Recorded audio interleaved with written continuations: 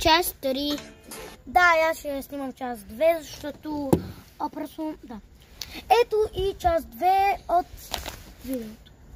Сега ще пробваме ето това. След това ще пробваме ето това. Ето. И... чакайте. Това първо.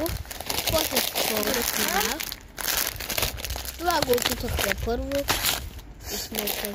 Да. Това просто съм сигурна, че ще му дам 100 от 10. Просто съм на 100% сигурна.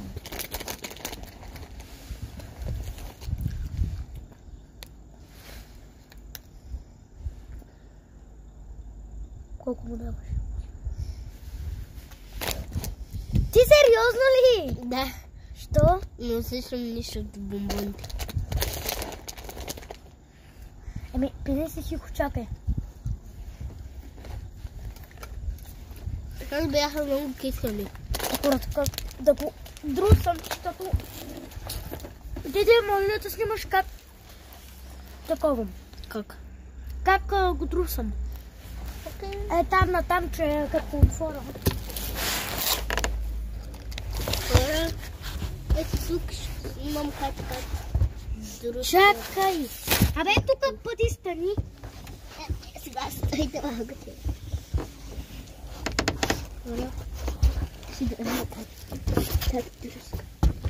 Стой да почва и от моето видео. Така. Чакай да се навия, че...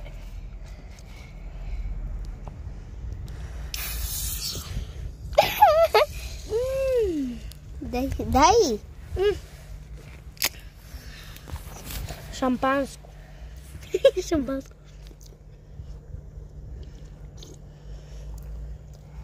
Какво? Много е кисело. Много е някакво. Много го раздруса. Много го раздруса. Вземи си телефона. Така, хора, продължаваме видеото. Така, видяхте магарията, която стана. Ето гледайте.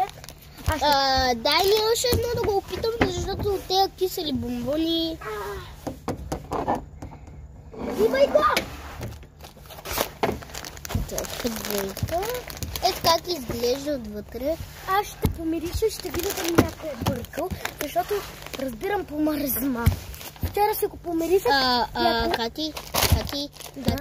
Кати, блеше с телефона ти. Нямам батерия да ми. Ще има втора част. Да. Тези...